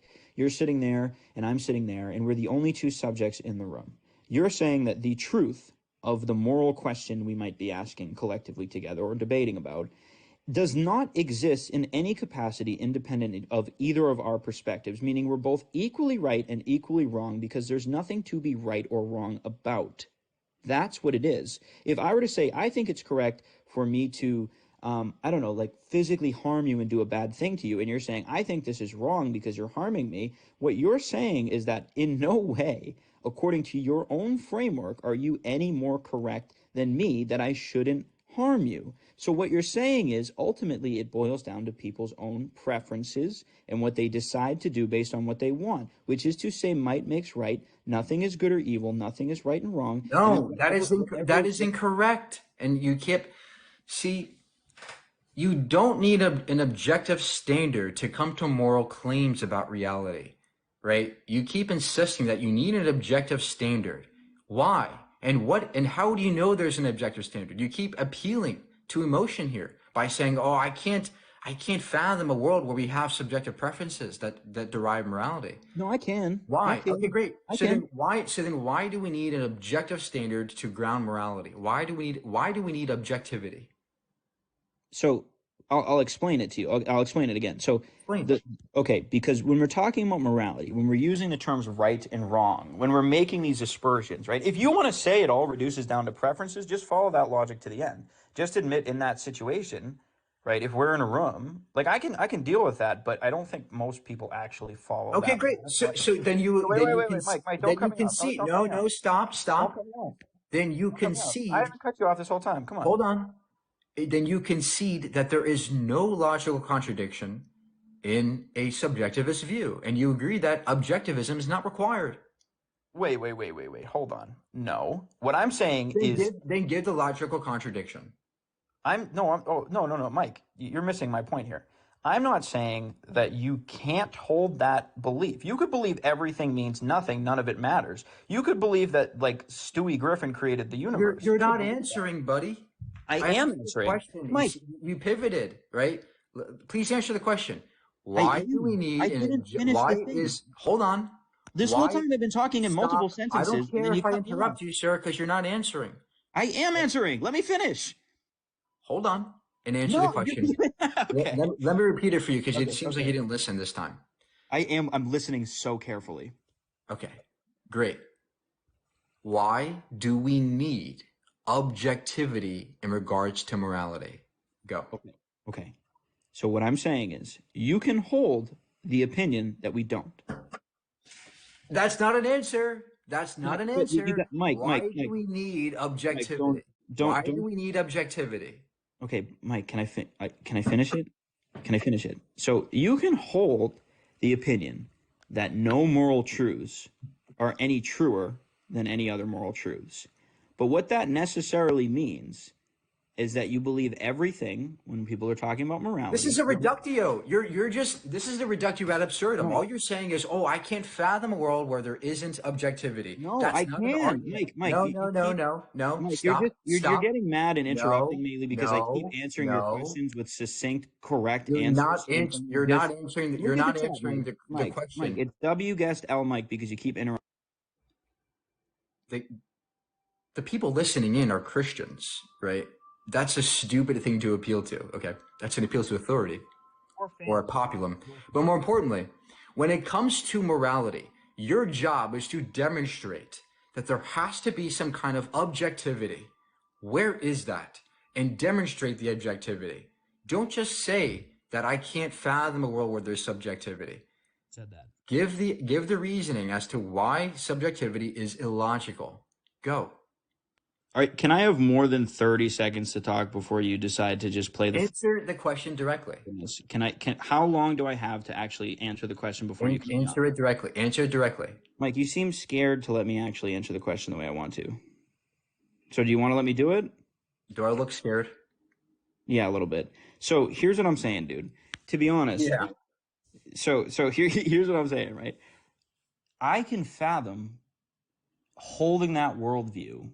Great. So then you concede that you don't have to have objectivity, right? Mike, you can believe whatever you want. Oh dude. my gosh. Do you concede that you don't have to have objectivity? Mike, can I finish my Yes. sentence? Yes or no? It's a yes or no. Am I in an interrogation? Because this whole time yes, it's been you a are. conversation. Yeah. Yeah. I mean, I thought I was asking you questions. You made me feel silly. Mike, the second I got on here, Mike, you made fun of me. Sir, you came up here to debate. Bona fide clown. You are a clown. Oh, Keep muting me whenever you feel dumb. Yeah, there's that homonyms. There it is. No. Now, Mike, yes or no? If you don't answer, you're gonna go bye-bye, right? Yes or no? Do you concede that we do not need objectivity for morality? Yes or no? for morality, you do need an objective framework. Why? Because without that concept, just give me 30 seconds, I promise. I promise. Give me 30 seconds, I promise.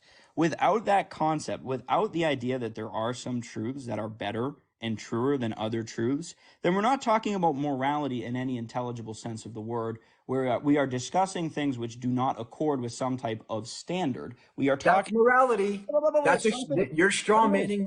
You're straw manning ethics. Oh my goodness, Mike! You're literally straw manning ethics. Mike, you gotta just let me finish my point, dude. Why are you so afraid of letting me finish my point, dude? You don't have a point, but try. Really? Are you sure?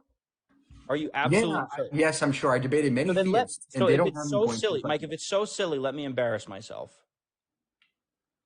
Can I embarrass myself? Can I let you be so smart to explain my silly point? Go ahead. Okay. Let me. I'll be really silly in front of everybody. So, what I'm saying is, without the idea that there are some moral truths inherently or objectively more true than other ones, like for example, causing irreparable evil harm to people for no reason, right? Or just horrible things, right?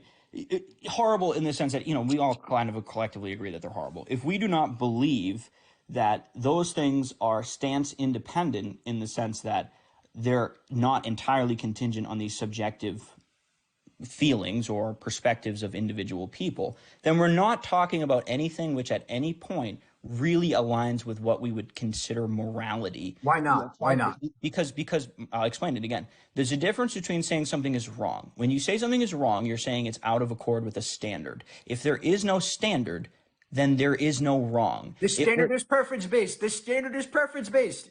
So, Mike, but in that case, you're just talking about vanilla and chocolate again, and somebody isn't wrong for not liking chocolate. No, that's just what you would prefer. Oh my God, it's like you don't listen.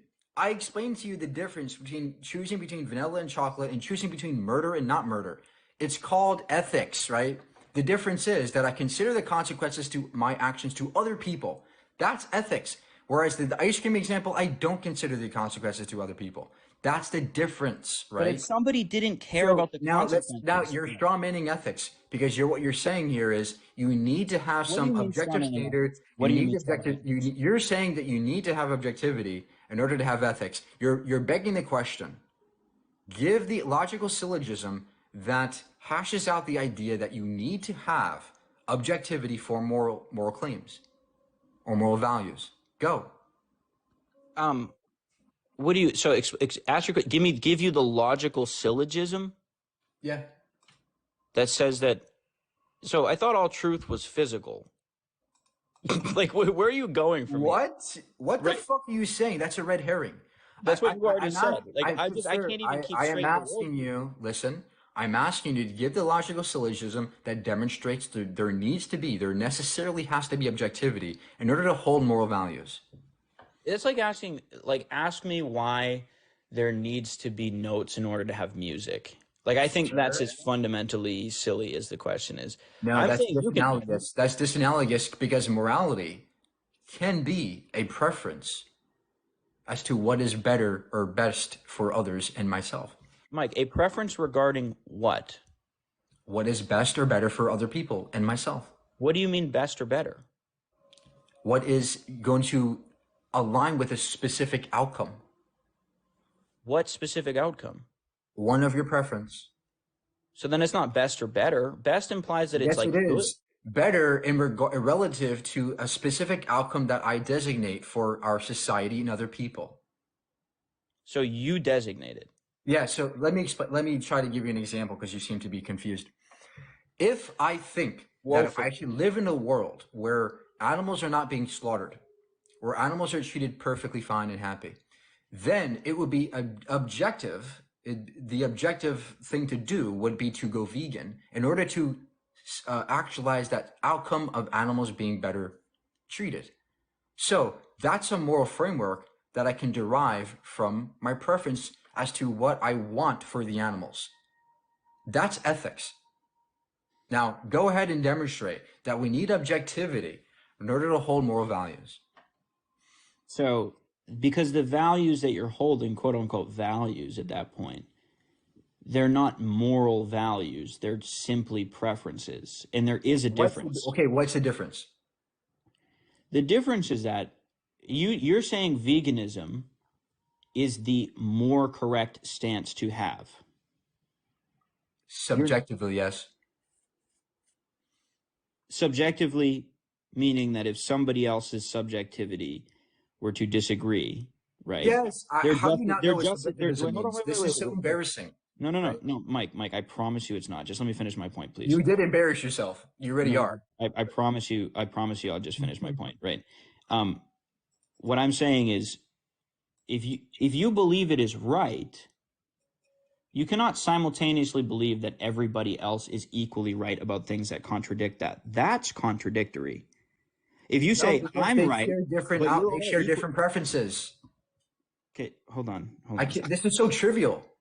No, it's not trivial. It's like essential to the matter.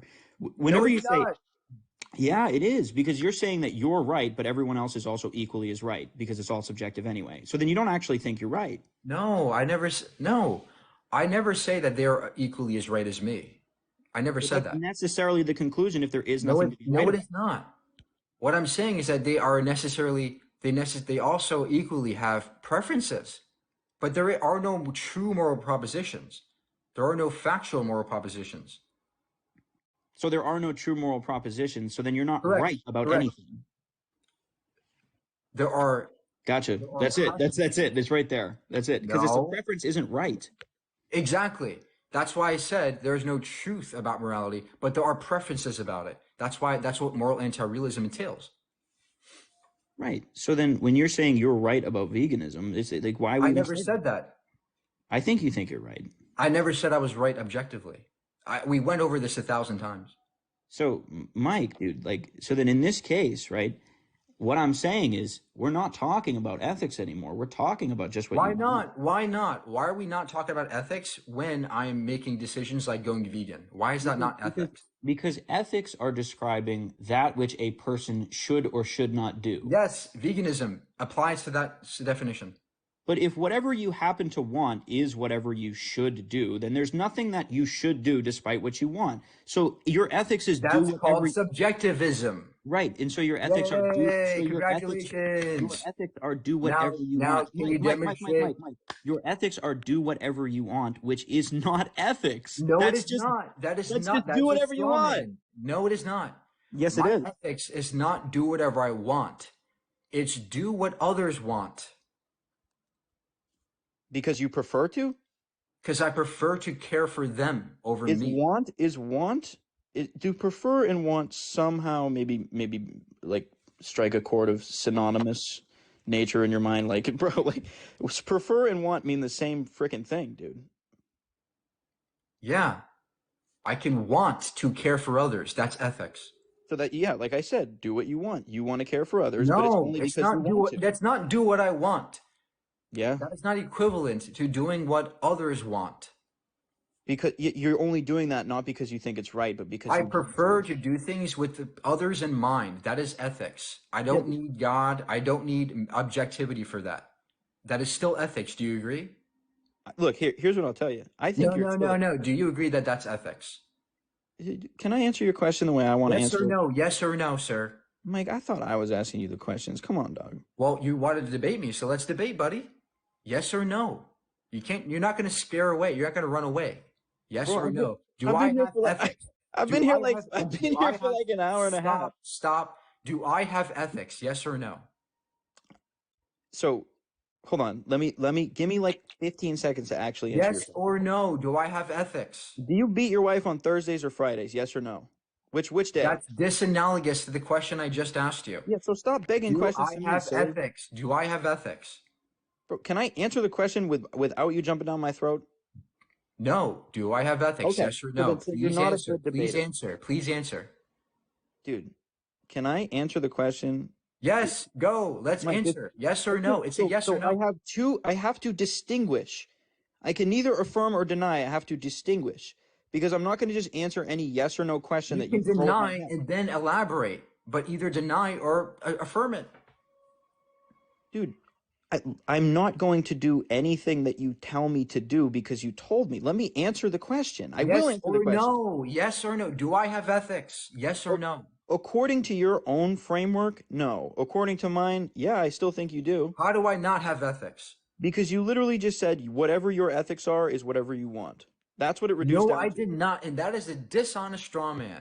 I Mike. never said I do whatever I want, because if that was the case, I would think that many big things that are bad would be okay. What I said was Mike. that morality is a Mike. preference as to what others want. It's a consideration of others. That's ethics. No. Now, do you agree with under that what you said. definition that I have ethics? Nope. That's not what you said, Mike. Okay. So why don't I have ethics if I consider others in my framework? So, can I answer your question? I'm just going to do it, and then if you interrupt me, I guess I'll just leave again because I'm tired of getting interrupted. I want to answer and have an actual conversation with you. Don't beg and question me. Don't like force a question down my throat. What I'm saying is, according to your own worldview, what you're describing as ethics is not intelligible in the context of actually talking about ethics. What you're saying is your What? That ethics. makes no sense. I'll explain it. I will explain it. What I'm saying is your version of ethics is what I held your hand and walked you to the conclusion that it means do whatever you want. If you want to do things for others, great. If you don't, you're just as right as people who want to do things for others, according to you. So, that is not ethics, Mike. That is do what Yes, you want. it is. Why is it not ethics? You keep begging the question. Why isn't it ethics? To desire to help others. Because ethics is a framework that would exist regardless of whether or not you want to follow them. That's begging the question. Because this is like saying that You're begging the question. You're begging the question, sir. Is it ethics to do things for others, to prefer to do things for others, to establish an outcome? that's not your argument. Yes, it is. That's No, literally your argument is ethics is preferences. What if somebody doesn't prefer to do things for others? Yeah, that's their ethics. Yeah, that's just as valid according That's to their you. ethics, right? That's just as valid according to So you. do you agree? So do you agree that ethics is doing things for others because you want to? No, I don't. Then what does ethics do? Dude, ethics is doing the right thing Why? because it's right and for no other Why? reason. Why is it right? Bro, it is the same way that truth is truth. Good is good, the Why? same way Why that is it good is right? good Why is is it good. right to do it? Why is it? This is a deeper question. You got to ask God that, not me, dude. That's a Oh, that's so a deeper God. question. I mean, so So wait a minute. So you I mean, think Mike, let God me gives ask you us this, right? Let me ask morality? you this. Why is it wrong So to put babies in a blender? why does God say that it's wrong to murder? Because he prefers that. He prefers the outcome where people don't murder. It's preference. You're asking It's about you're preference. It's no. preference. It's Hold preference. on, hold on. You're asking about whether or not the divine will or the divine logic is primary in our ontological assessment of the universe. What I'm talking about is much more simple than that, Mike. You're asking me to explain why it's wrong to put babies in a blender. I don't know how to explain that to you other than it is just Why wrong. is And it? the No, only no, answer. no. You're straw manning. Why is it objectively wrong to do so? And why can't we have preferences as to thinking that it's wrong? I mean, you can prefer to do whatever you want. That's not what I asked you, sir. What you Is said, it? why can't we have preferences? I said you can have I preferences. asked you why. Okay, great. So then you agree that I have ethics, right? If I prefer to do something for others, is that ethics? If you prefer to do things for others, it depends on what you're doing. But what I'm saying is, dude, Oh my gosh, sir. Yes your or argument, no? Yes or but no? that's not what What? you're arguing, Mike. Stop. You're Would it be ethics to do something, to choose to do something for others? Yes or no? That's not what you're arguing.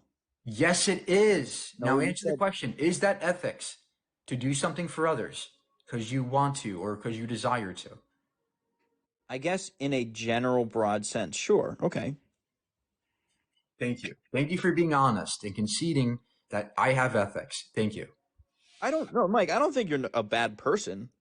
I'm saying you're. That's not what I said. You just thankfully and thanks for being honest, by the way. I really appreciate you. No, I'm not. You just You conceded have I have ethics, sure. ethics. Thank you. I'm saying your meta ethical framework doesn't make sense Why not? So because it you just doesn't you're matter. It doesn't so matter. That's irrelevant because you just conceded I have ethics, which means that yeah. You're subjectivism a is decent still dude, probably. valid. Still valid. I think you're a decent dude, sure. But what I'm I saying don't is give a the shit what way. you think, sir. Oh, I'm sorry, sweetie. Don't be so upset.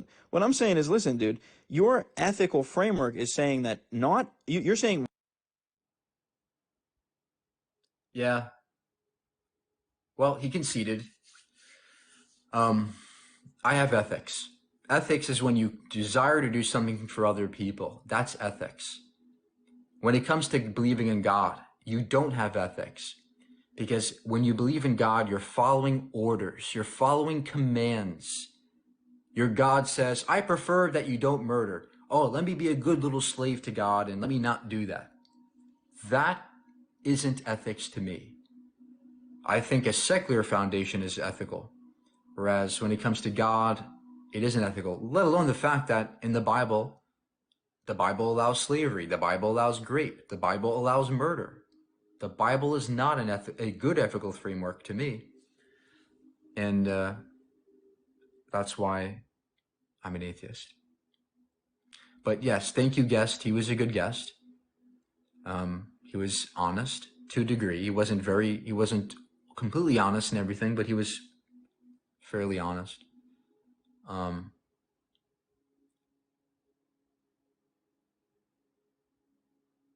The Bible didn't say it does. Deuteronomy, Exodus, Leviticus all allow you to do all those things I mentioned.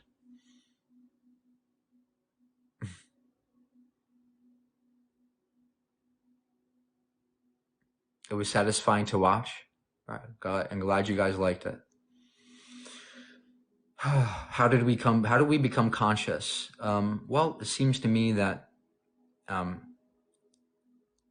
as we develop brains, neural networks that could, perform calculations, send electrons to our bodies, we're able to sense things. And as our senses became as they multiplied, we had more sensory input, more complex systems of consciousness, and from there evolved into what we have today.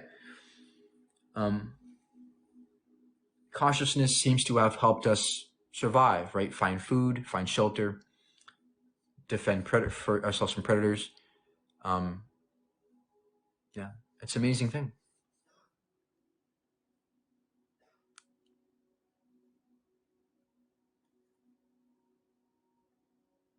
Prideful. Well, what's prideful is to think that you're the center of the universe and that everything was designed for you and that you are so special that the universe had to be made for you and that the universe's creator cares about what you do in your bathroom, in your bedroom. That's pride, right? That's the epitome of arrogance. Whereas somebody like me who is very humble, I don't think we're the center of the universe. I don't think we have all the answers. I don't pretend we have all the answers. I don't pretend the universe cares about us in any significant way. You know, who's more humble in this situation? The atheist who doesn't believe that they're any more significant than anything else, or the Christian who thinks that they're the chosen ones, that they get rewards for following commands like a good little slave. I don't think so. Why do you act like you're perfect? I don't. You might get that from me because I am very knowledgeable. I understand what I'm talking about. I'm confident, and I'm proud about that. I'm not perfect though, but I'm proud of myself, and there's nothing wrong with having pride. You're disrespectful? Well, your religion's more disrespectful. Your religion says I should burn, that I should die, that I'm worthless without God. That's disrespectful to me.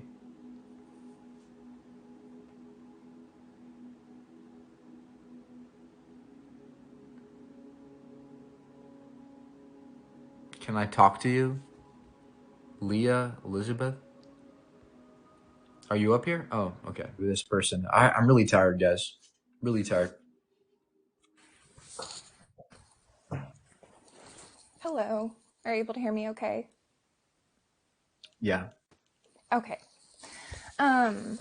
First off, I was listening to that whole thing and it was pretty remarkable. And my question is, so you said that you consider yourself an atheist? I just want to confirm. Yep. Okay. So, do you believe that it takes faith to be an atheist? No. You don't believe it takes any faith at all? No. Why? Do you, so, Because atheism is not a proposition. I'm not claiming anything as an atheist necessarily. I just don't believe. I lack a belief in a God. okay. I gotcha. And so I'm just kind of curious, like, when did you like become an atheist and what kind of led up to that? Because you've popped up on my TikTok quite a few times, and I've always kind of listened to you, and it's been quite interesting. I like to listen to people who have different viewpoints than I, because I don't really believe that you can believe in something if you don't understand, the other points of view. I try to, stay pretty solid in understanding other people's beliefs. And so what kind of led you up to being an atheist, if you don't mind me asking? It was really a question I was asked by a Christian at my work. And I was 20 years old and I didn't really question my religion much until that point. But I love science. I went to school, I went to college, I got a degree in geoscience. I was very science oriented. But I still believed in God. I was still a Christian at the time. But one day I was talking to a friend at work and he happened to be a Christian. He was a pastor. And he asked me, "Hey, Mike, do you believe in Adam and Eve or God or evolution?" And I said, "Well, I believe in both, right? Both can be true." Mm-hmm. And he was like, "No, it's either one or the other." And that question really maybe go, wait a minute. He's got a point there. Maybe Adam and Eve isn't true, but evolution is, right? Maybe they aren't compatible with each other. So that night I went home, I asked questions, I learned, I did a bit more research, and I realized that over time, a few weeks, that the Bible is full of a lot of false claims and a lot of bad things. And I realized that, slowly my belief in God dwindled and my faith dwindled, and took me a few months, but I became an atheist after that. Gotcha. I gotcha. And yeah, like I kind of went through the same thing in the aspect of like I was like kind of faced with the time where I was like, okay, like this is, evolution, and then here's, what the Bible says, and I kind of believe the same thing. Like I believe the two can, coexist in truth at the same time. And, one is speaking on a different type of truth. And I believe that it's hard to prove God exists, because I believe that God exists outside of the materialistic world. Like, you can see a painting, but you can't prove that the painter exists just based on the painting. All you can do is just see the painting. I don't know if that makes any sense. Yeah, So, but the thing is that when we look at a painting, we have prior knowledge that there's somebody painting a picture, but when it comes to the universe, we don't have that prior knowledge, right? We live in a place, and we can make connections, but we don't know if there's somebody making atoms, making trees. Like we can't make that assessment because we don't have any prior knowledge about things being created, whereas we do with paintings, right? That's the difference there. And yeah, in that case, you'd be just begging the question that there is somebody making this, when it very well could be something natural. I gotcha. I think that, I tried to explore both areas of like being an atheist and being a Christian. And like, I really tried to put myself in the mindset of an atheist, of like existing in that belief for a really long time. And I kind of dealt with the same kind of issue of like, wow, there is an element of, I don't know if faith is the right word, but just like uncertainty. And if I had to gamble between believing in God and following the laws of the Bible, or being an atheist and kind of trusting my own, sense of the way that I want to go about living my life, I feel as though if I had to choose between the two, I would choose being a Christian, just because there is like a way of living that has been beneficial for my life and the people around me. And so, like, if I had to gamble, like, even if I wasn't a Christian, like, even if I died and I lived my whole life as a Christian, like, with the way that I understand different Christians have different, depending on how religious they are and denominations and stuff, have different ways of going about interpreting the Bible and God's word and their relationship with God. But with me being non-denominational and just trying to solely believe in what the Bible says, I genuinely believe that, like, if I died someday and there wasn't anything, my life would have been better off as a Christian than it would as an atheist, just because I personally don't trust my own morals. And Yeah, but the problem there is that we have all these expectations as Christians. We expect there to be something great after we die. The problem is, what really is, if heaven exists, what really is it? And is it something we really, really want even, right? Would you want to be in this one state, this happy-go-lucky state forever? I mean, forever is a long time, right? We're talking about an eternity. And if you claim that we go to a place and we're always happy and we're always peaceful, I don't know. I think there's a lot of value in a universe where there are ups and downs, where there I are agree. things that are bad and good. I agree. And to me, that's what makes life valuable, more valuable than even heaven.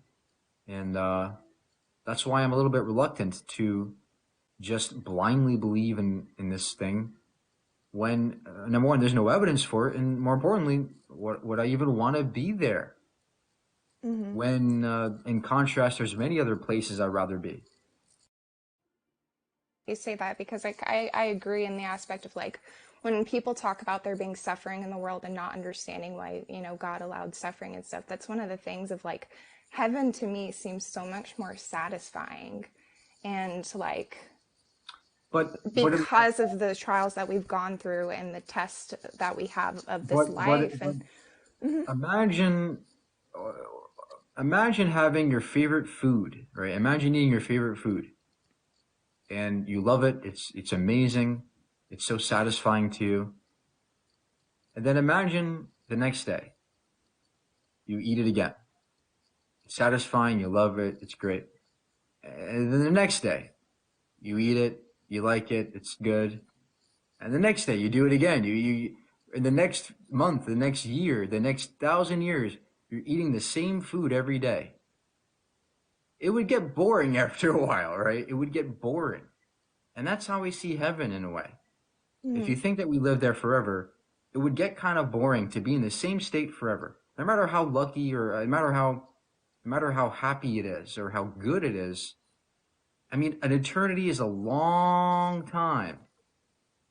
And we have to be careful before we get stuck or locked into a place like that forever. I don't know. That's just my opinion, but no, that's understandable. I think that I've struggled with doubt um, because I try to, like I said, be very open-minded. And one of the things that I think causes doubt the most is, you know, we have a very cookie cutter image of the way that we think things should be.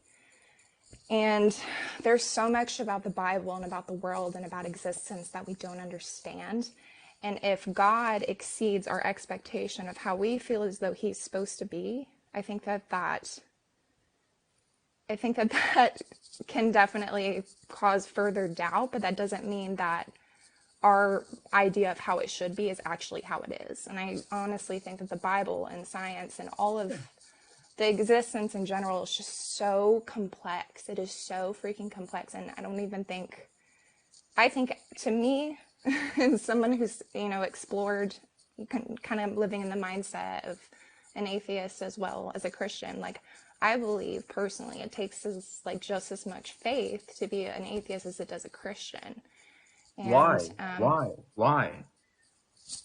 because I believe that just both of them have unanswered questions. Huge, Well, like, you don't have and there's answers. You don't have answers to these questions. neither do atheists, though.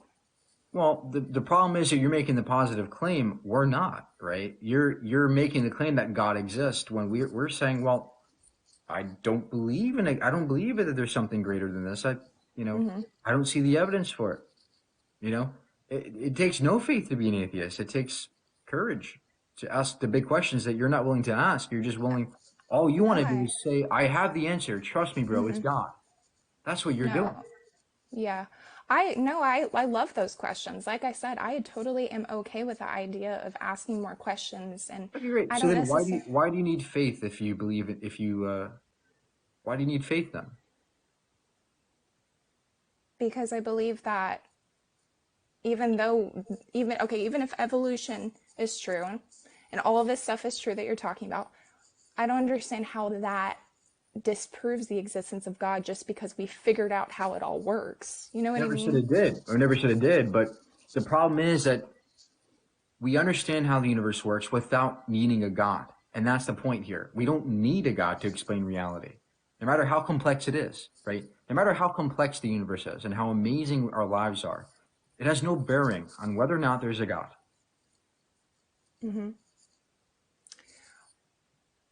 So, do you believe in the Big Bang? The Big Bang is a process or a phase the universe goes through. And it's not the beginning, it's not the start. It is just something the universe does. And there could be many Big Bangs before it. There could be many Big Bangs beyond that. We don't know. The point is that it does not imply a God. I mean, if existence time, matter, space, everything all at once came about at the same time, and everything in this universe has a causal agent. That's No, pretty. no, not the rain. The rain doesn't need a causal agent. The rain just falls. It's just physics, right? Gravity and precipitation. It's not some kind of person. There's nobody in the clouds with a rain hose making the rain come down. It's just physics. And Right. when But it comes to this time, space, and matter coming into existence, it didn't come into existence necessarily. Those things could have always been. I gotcha.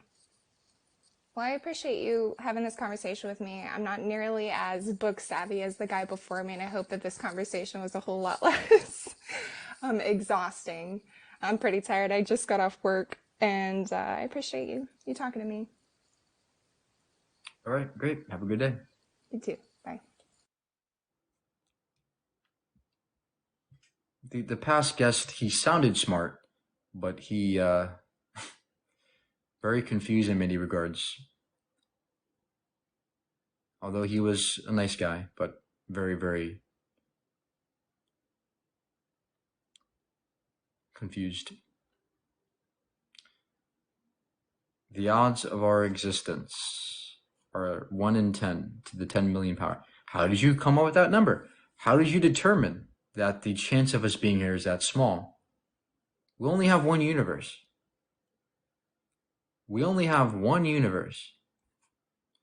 And the chance of us being here could be 1 out of 1,000, or it could be 1 out of 1,000,000,000. It could also be 1 out of 1, right? All the above are possible.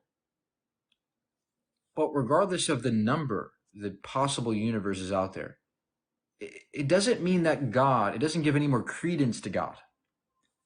Because there could always be some kind of naturalistic reason as to why the chance of us being here are this way, or the number, or the way they are. And again, it's possible that the universe is necessary, and in that way, there's no other option. It's 100% chance of being here, 100%. I know it sounds weird, but you say that with God. You say God exists necessarily, which means that God has a 100% chance of existing. But, when you invoke a God, you're invoking an entirely new entity to the picture for no apparent reason, right? You're adding all these properties to existence: omniscience, omnipotence, omnibenevolence, all these things that are not required to ground the things we observe in reality. So why would you do that? You're adding stuff. Why not just say the universe is necessary?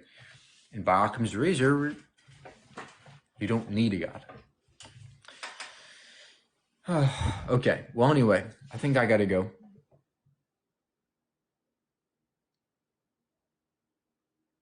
Hope you guys enjoyed the live. I'm not a Christian. This is a satire page. Hopefully you guys understand that by now. You have to have a cause of existence. Well, what caused God? If God doesn't need a creator, neither do we. There's no need for a creator. As appealing as it is, as amazing as it is, to go, yeah, there's got to be somebody. I mean, look at us. We're conscious. We're aware. There's got to be somebody doing it. As appealing as it is to say that, as much as we want to say that, it's just an emotionally motivated thing to do. It's egotistically motivated, right? To think that we are somehow the reason why the universe exists. We are the reason why everything's here. That seems egotistical to me. What are the chances? You guys love to talk about chances. Well, what are the chances that we humans are the main characters of the story? What are the chances of that? No other thing in the universe is, but we, for some reason, one ape on one dot, right? The pale blue dot. for some reason, we are the most special. I don't know. It seems a bit peculiar to me.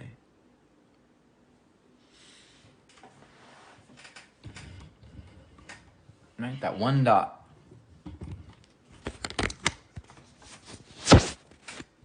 Pale blue dot.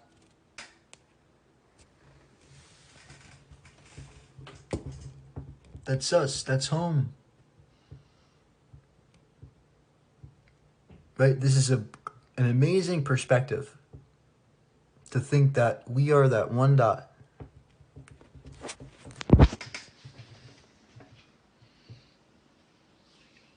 You know, from that perspective, things seem less people-centric. They seem more emptiness-centric, where emptiness is the norm, right? We are a cosmic rarity, and we're not particularly special, but I'm always open to data